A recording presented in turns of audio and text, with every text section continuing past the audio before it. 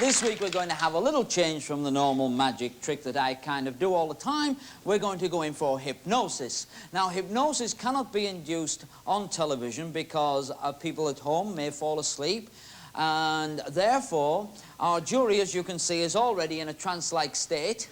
And we've done nothing to them, so it's just their normal little old selves sitting there from all different walks of life, provided to check up on various props, like this, for example. Now, under here, we have got the person I am going to hypnotize. Could you just hold him a moment, my love? There we are. Could you just have that? There he is. Oh, there he is, smiling gaily at you. Now, this is, of course, Bobby Balloon. Now, Bobby Balloon, I'm going to hypnotize because we figured he'd be easier than any of the jury members, okay? And he does impressions as well. I'll demonstrate. Here's Bobby's impression of Charlie Chan.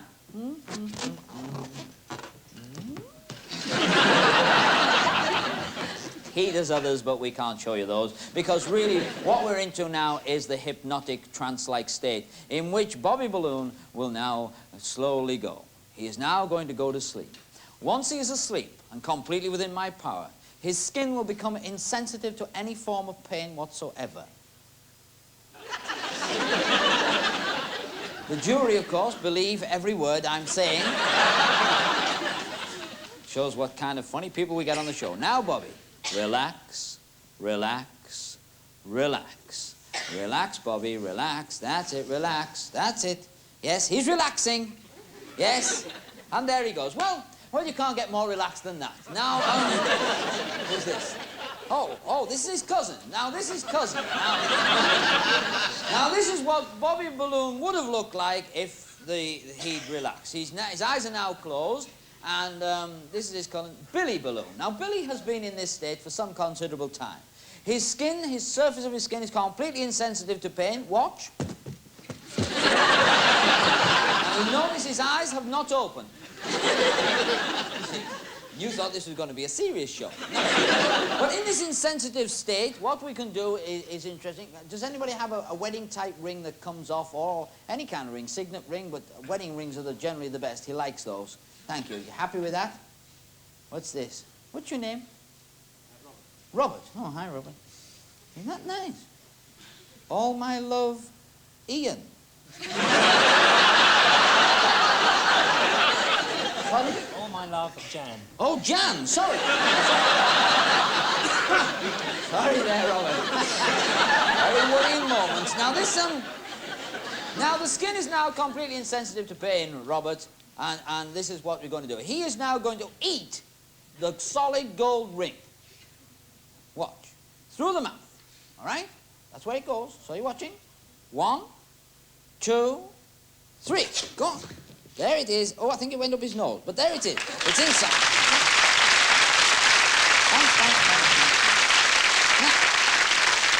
Now I'll tell you what we'll do. Now, to further prove that the insensitivity to pain is complete, we're going to use one of these. Now, this is a very sharp needle, as you can see, or I hope you can see. And you take the cork, my love, because I want this, all right? And what we're going to do now is we're going to stick the needle into Billy Balloon. But before we do that, allow me to demonstrate to you a juggling trick by Paul Daniels, age 21 and a bit. Go. And the ring goes round and round and round and round. Wall of death. Okay, and having done that, what we do next is we penetrate the balloon.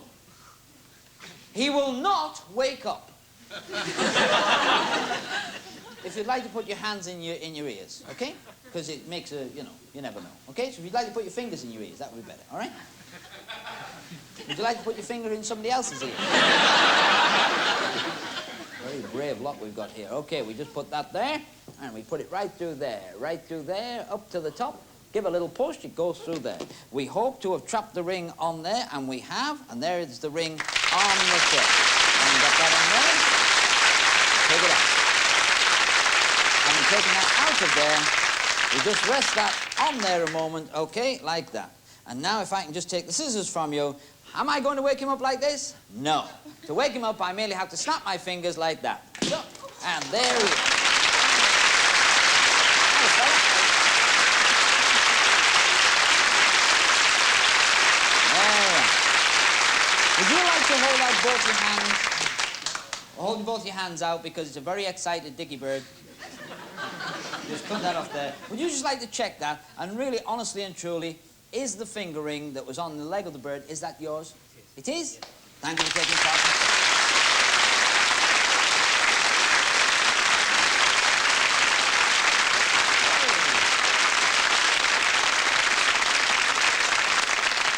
To our knowledge, our first guest this evening is the only person doing this kind of act in the world. From Holland, reviving the ancient art of barrel jumping is Matler.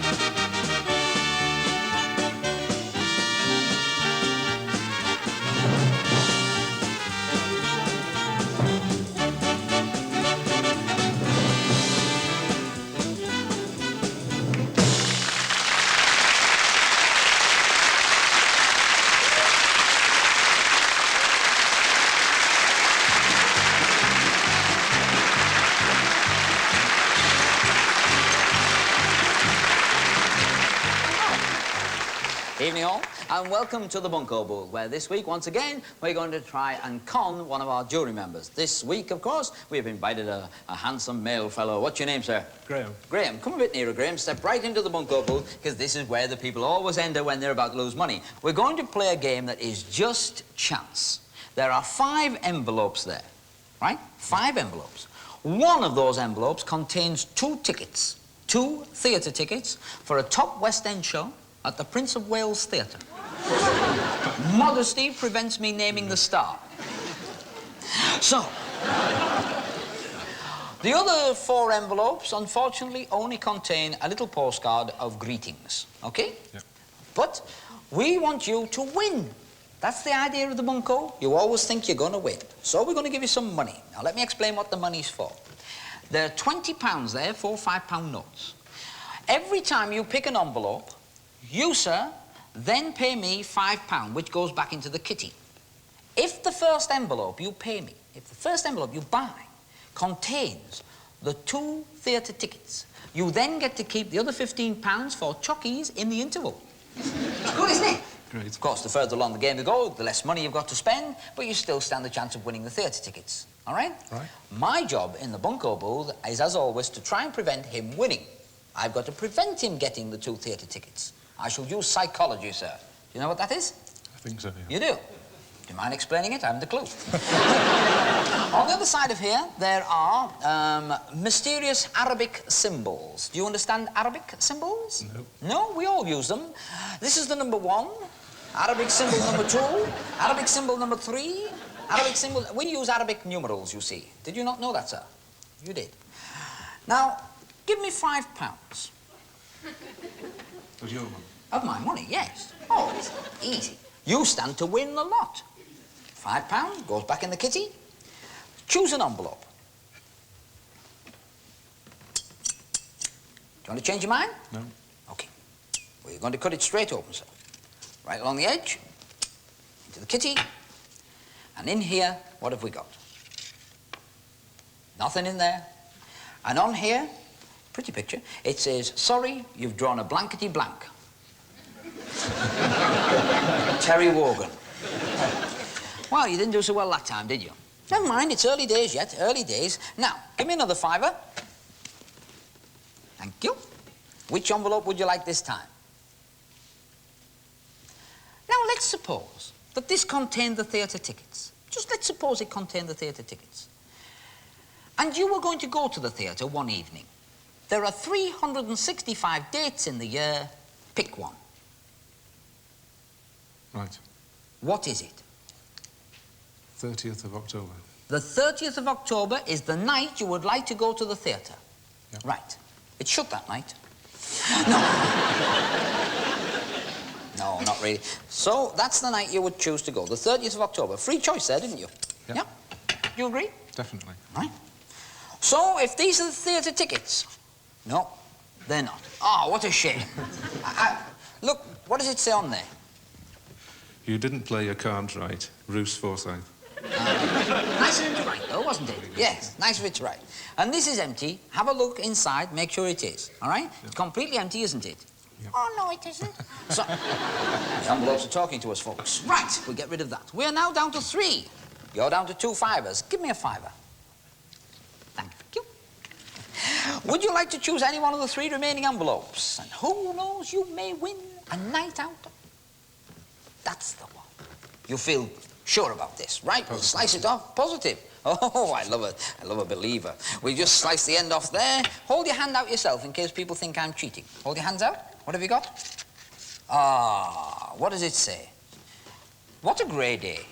And you seem such a nice boy. That's from Larry Grace. The envelope again, of course. And these are, I mean, they're just envelopes, in case people at home think I'm cheating. I never cheat. Well, if I do, not so you'd notice. Now, there are 2 envelopes left. Number 1 and number 5, either end of the scale. So, I'm going to mix them up face down in case the numbers have been confusing you, all right? You may, of course, have been retaining a mental image of which is which, all right? She with you? No? Now, listen. Well, you might have been watching very closely. Yeah. I want you to now choose one of those envelopes. That envelope you will pay me £5 for. And this is what we're going to do. It's your last chance. My hands are completely empty. Unaided by anything beyond the power of my mind, I'm now going to make you pick the envelope that has not got the tickets in. Right. I was in a trance then. Go on, pick an envelope. It's hard to tell the difference, isn't it? Okay, that's the one you want. Yeah. This one I shall place here, and it shall stay there in full view. Which number have you picked? Number 1. Number 1. I shall therefore slice the end of the envelope. Like that. And in there, you will find nothing but a little postcard. Nothing on there. The theatre we were going to send you to was the Prince of Wales. And it says on here, the Prince of Wales is not for you, Lady Diana.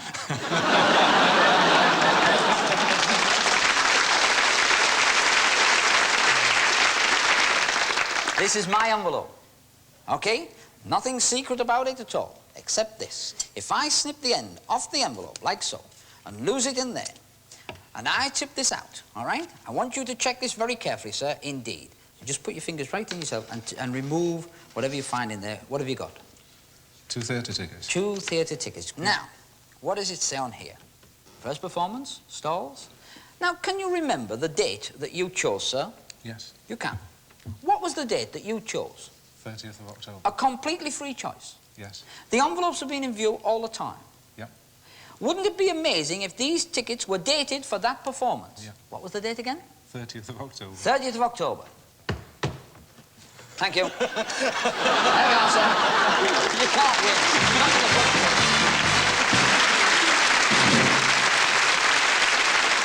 In the world of dance, our next guests are regarded as the foremost exponents of adagio dancing. Will you please welcome Villanueva and Narai?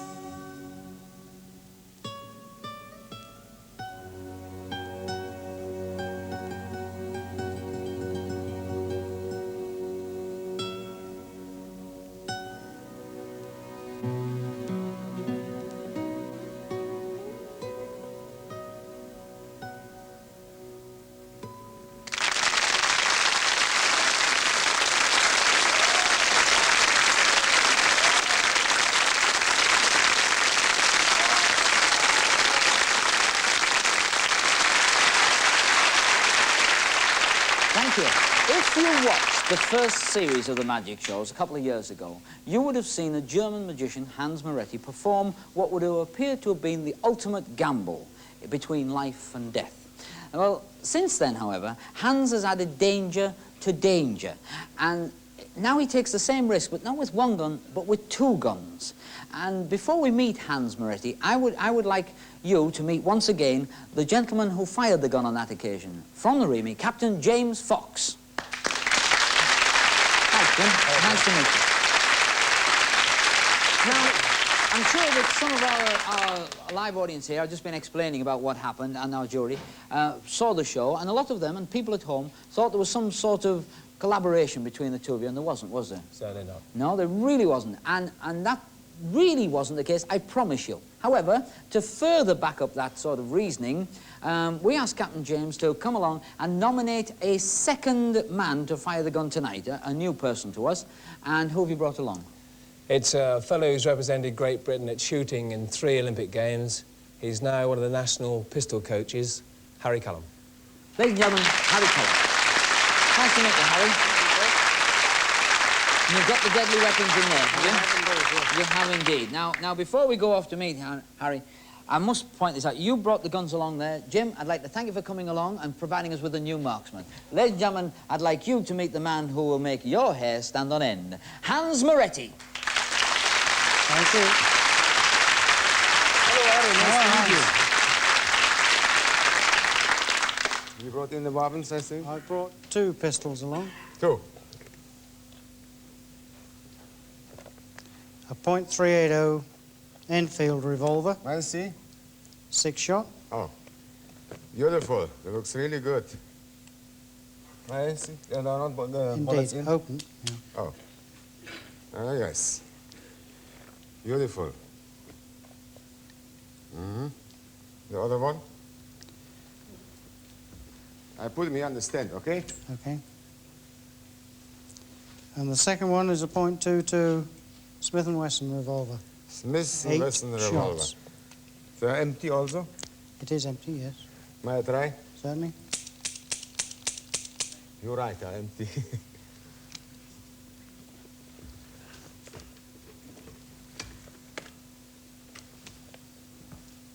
Ammunition for it? Oh, yeah. Live 38. Live 38. 1, 2, 3, 4, 5, 6, 10, 13 bullets, yes? 13. That's right. And the 38 blank? 38 blanks. Also 13? Yes. Yes, I put it in the same glass. May I ask you to mix it up? Thank you. .22 blanks. .22 blanks. Certain, yes. Same glass, as you see. There's one there. One more, yes, okay. And .22 live ammunition. Live ammunition. Also, this live ammunition comes in the same glass here. Now, I ask you again to mix it up here, please. Okay. Well, from this moment, I wouldn't touch the bullets, and also I wouldn't touch the guns. I ask you now to load up these 2 guns, please, yeah?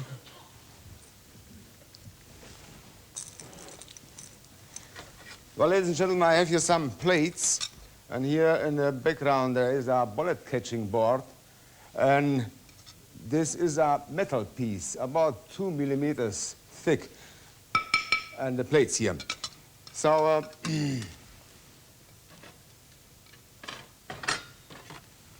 if this gentleman later shoots with a real bullet against this metal piece, the piece gets a hole and the plate breaks.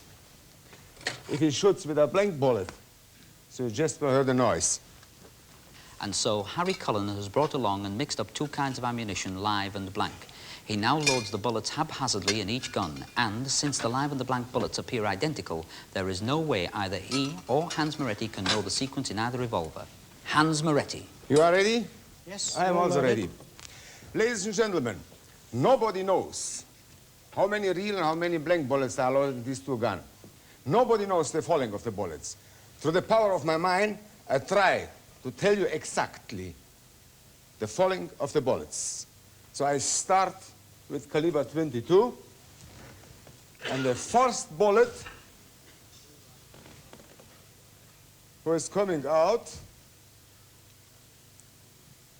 this is a blank bullet. Try.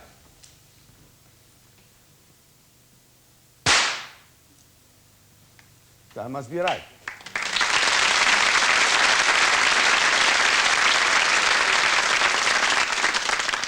Now, we get a real one.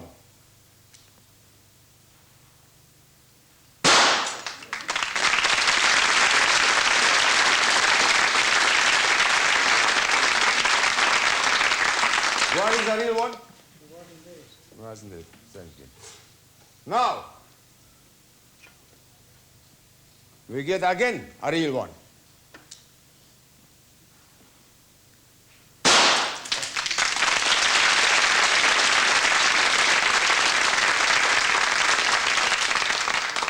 You see this again a real one. And now I try to tell you the next two bullets. I try. First, we get a real one, and after this we get a blank one.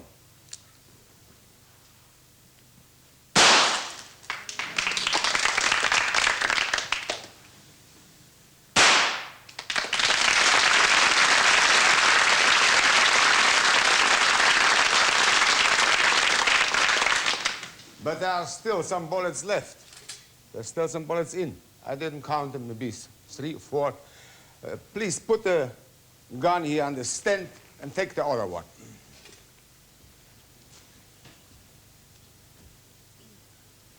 This is caliber 38. Is this right? It is, indeed. Right. Well, and the first bullet was coming out.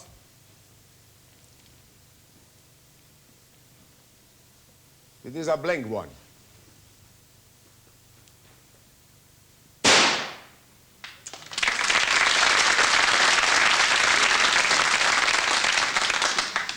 Now we get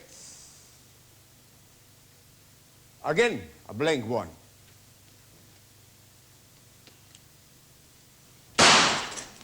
Wow. Isn't it? Good one. And the next one is a blank one. Okay.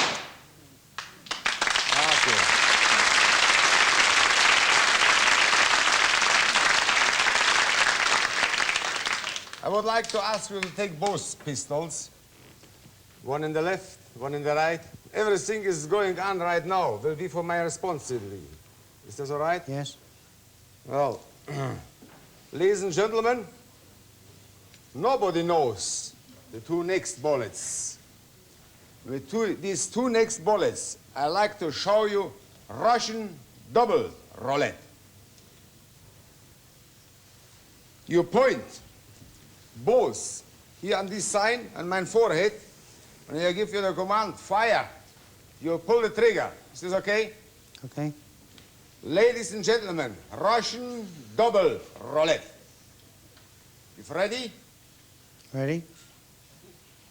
Fire!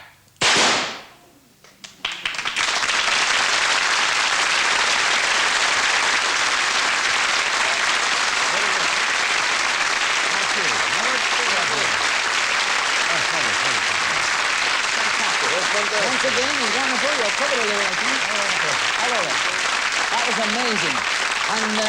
And they're all empty now, Hans, yes? We can try maybe his other one in. You Yeah? like to try? Yes, I'd Just put one here on the small one on this stand. And try the last plate, please. I'm going to say. The last plate.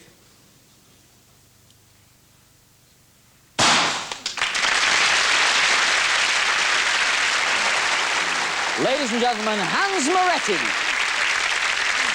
Thank you very much indeed.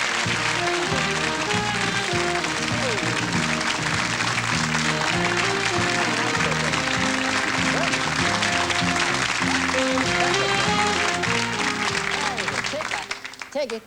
hold it for me. That's the idea. Oops.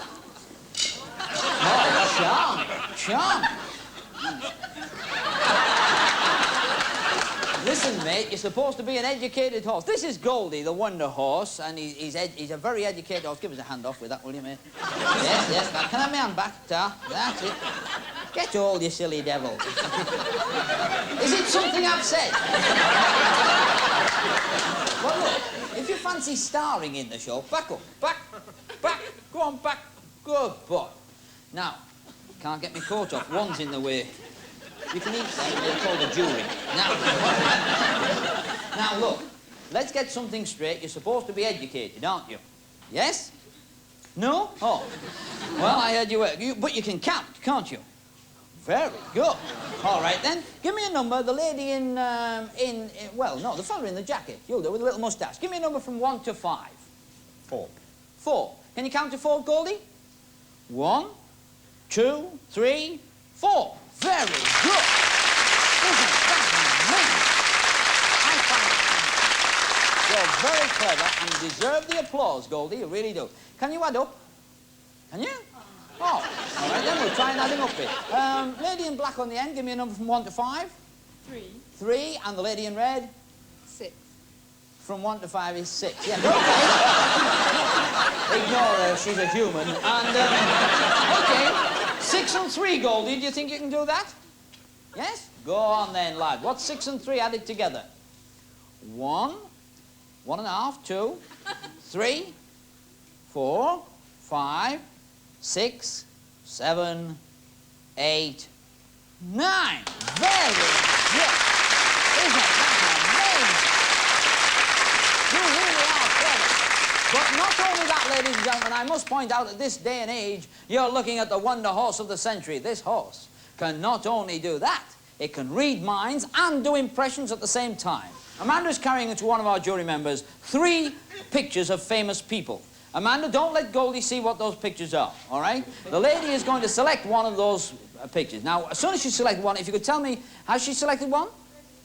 Right. Now, what I want you to do, Goldie, I want you to do an impression and read the lady's mind. She's thinking of somebody famous. Who is it, Goldie? Who is it? I know you can't talk, but try an impression of that person. Yeah? Esther Ranson. Esther Ranson. Definitely Esther Ranson. Who did you pick, my love? Show us. Who did you pick? Esther Ranson. Amazing. Isn't that fantastic? You're so clever. And just in case you think all the pictures were alike, they were not. Who were the other 2, Amanda? They were Edward Heath and Ken Dodd. Well now, Goldie, tell you what we're going to do. Tell you what we're going to do, Goldie. This is important. Now, what we're going to do is you and I are going to do a trick. Yeah, you and me. We're going to do a trick, 1 card from 52. This is amazing, absolutely amazing. Amanda, what I want you to do is just show the cameras that they're all different. Now, Goldie, a lady who has a mental affinity with you. You read her mind before. Yes, that's the one. Yeah. I want you now, lady, to take one of those cards face down, but do not look at it. Don't look at it. Just hold it on your lap or against your chest. Anyway, where Goldie couldn't possibly know. All right, Goldie? Good trick, this, eh? It's your favourite. Right. Now, the lady has taken 1 card, I hope, by now, and these are the symbols on playing cards. Spades, diamonds, clubs, and, of course, hearts. Now, Goldie, what I want you to do, for Daddy, is I want you to just take the back of any one of those at all right? That's it. Keep hold. Hold it. That's the idea. Give it to me. Ta. Get it all. I'm going to do the trick, aren't I? Come on, back round here.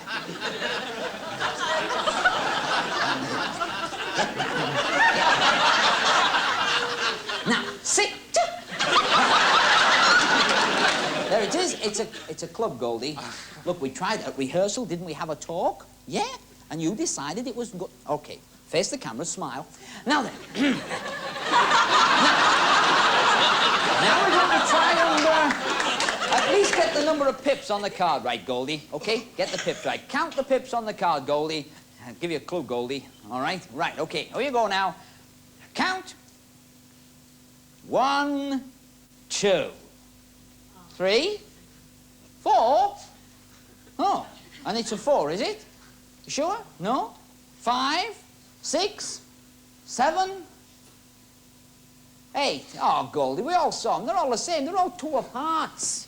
2 of hearts they are. Show him the card so Goldie will know he got it wrong. What's the card? It's the 8 of clubs. Goldie, you did it. You're a genius. You are a genius of a horse. Ladies and gentlemen, his name is Goldie. He's a superb horse. He's very clever. I want you to lead the band off. Just grip that in the end and conduct the orchestra and play yourself off, all right? Hold it. Go on, conduct the band.